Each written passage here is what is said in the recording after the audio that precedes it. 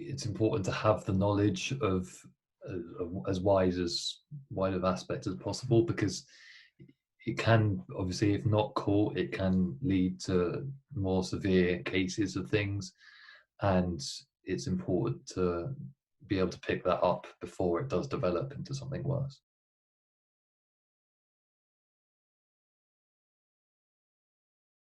Awareness is important for a lot of reasons, but to me personally, it's vitally important because I just wish we could get to a point where I could speak to someone about Marfan syndrome and tell them that I've got it and that they understood what I meant without me having to explain all the symptoms that I've got and what it means.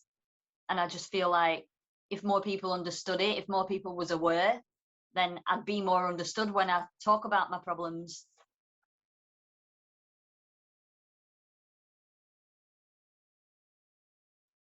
Marfan syndrome awareness is critically important, not least because some of the most acute aspects of the syndrome are not actually visible, so you wouldn't know you have them.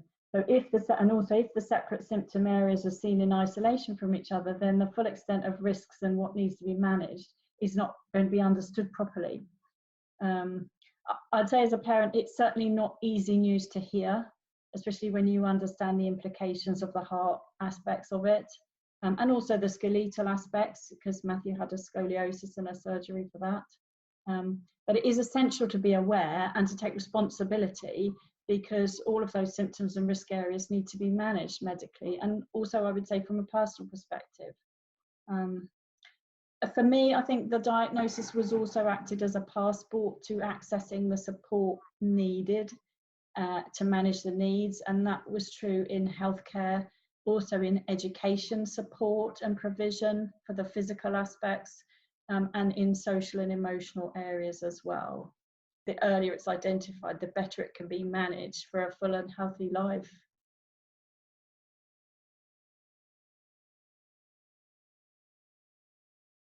It's vital for awareness, not just for the person affected, but also for the people around them, to make sure they have access to the support they need to accommodate for their needs. And personally, I would say, speaking more on a general, but also specifically to Marfan, not enough focus is placed upon encouraging children or adults, or whoever it may be, to research into their condition and really explore it, to gain a deeper insight into themselves and their surroundings and how they view things, and why they are the way they are.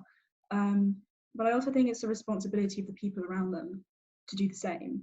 And in our specific case, Matthew had a great support system. We were there for him all the time. We didn't mind anything we had to do, we would do it. But I think it's important to make sure that anyone else across the UK possibly affected, or any other country, has that support as well. And I think that also ties in with professionals I think it's very important that they have to effectively and accurately recognise this condition upon its very first sightings, not in adulthood when people have already gone their entire lives living with obscurity, but also insecurity within themselves. Because I think a diagnosis is much more than a diagnosis. It's also something for the person to claim and identify with. I wanted to say something on the role of siblings in Marfan syndrome. I think it's very easy to think of siblings as the unaffected ones, but that is a big mistake. When siblings have a very unique perspective and see a different side of things, and it's a very intimate relationship and a critical one during childhood. And actually with Marfan syndrome, everybody is affected in the family in different ways. Matthew and Laura, they understood each other instinctively. They didn't need to explain, they just understood. And the sibling view, I believe, is equally important to the parent view and the professional perspectives in many ways. I'll be the first to say we didn't always get it right on the balance between the siblings' needs and priorities. And Laura remembers some things differently, probably because those times she was the one having to yield to, other needs or to do things in a certain way. And that's a hard balance, but she handled all of that with the generosity and grace that's really typical of her character. And I think it needs to be recognised that when one person's affected, it really does affect everyone, and those effects can be equally challenging to manage in a balanced way for a family.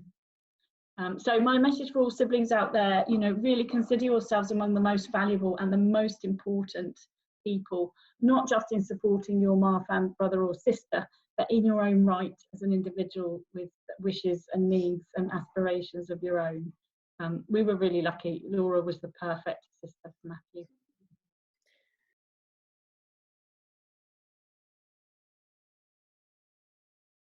When I look back to that 25-year-old first diagnosed with Marfan's, I feel so grateful that I'm here, that my children are here, because I genuinely don't think we'd be here if that one doctor hadn't seen that thing in us that said Marfan's to him. And I've got, you know, my amazing grandchildren, and 2 of those have Marfan's, but they know about it and their parents know about it. So all the best treatments, all the best support will always be there for them. But we're talking to friends, talking to family, talking to doctors and consultants. There's still so much that isn't known about Marfan syndrome. There are people out there that don't know they have it. I've actually approached a student of mine once. She came to join us and she was tall and she was thin and she had typical signs of it. And luckily I was able to talk about it in the conversation by bringing myself into the conversation. And I was able to say to her, you know, have you heard of something called Marfan syndrome? Thinking back to that doctor.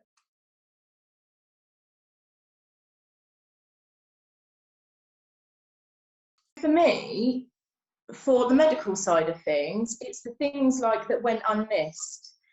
The things that were noticed but never followed up on.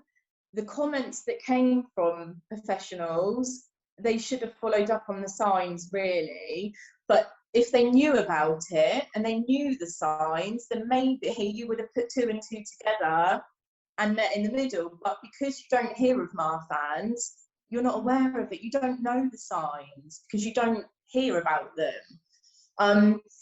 Also, like for things like my friends, my family, I found the diagnosis very, very lonely. Because Amaya is spontaneous mutation as well, we didn't know about it, my family didn't know about it, none of my friends do, and it would just be nice to talk to somebody instead of, you say, oh, Amaya's got Marfan's, and they're like, oh, what's that?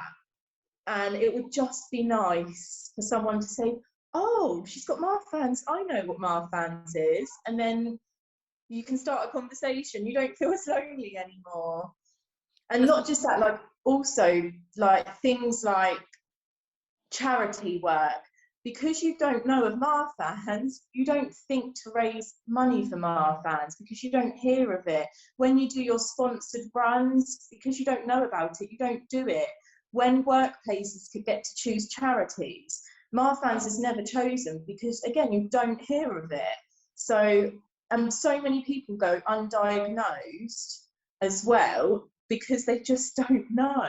If you know about it, if you know the signs, if you hear more about it, then you might find somebody who has gone undiagnosed and potentially save their life.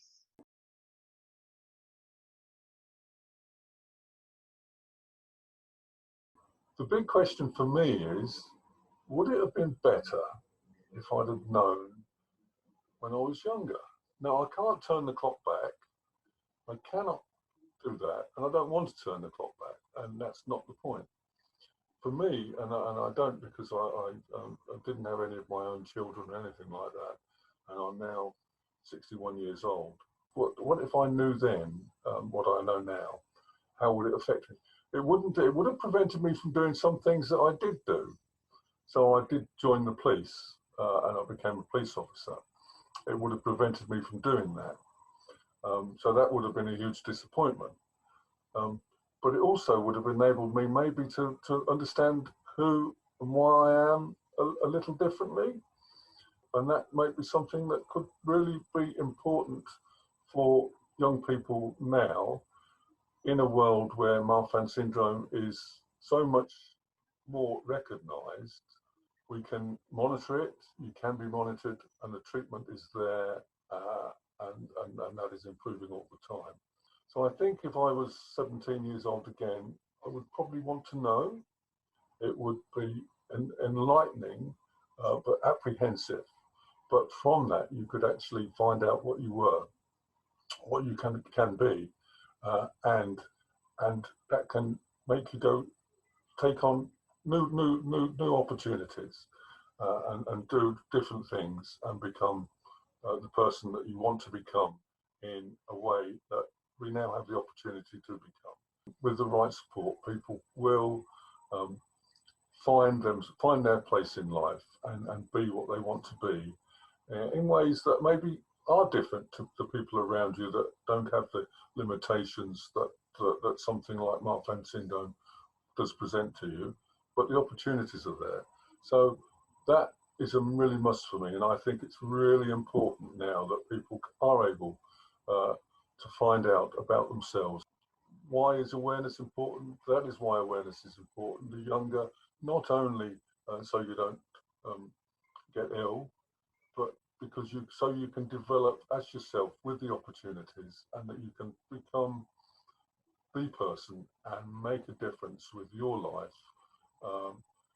And so the opportunities are there if the support is there. The world needs to be full of different people, because if we're all the same, it would be a terrible place.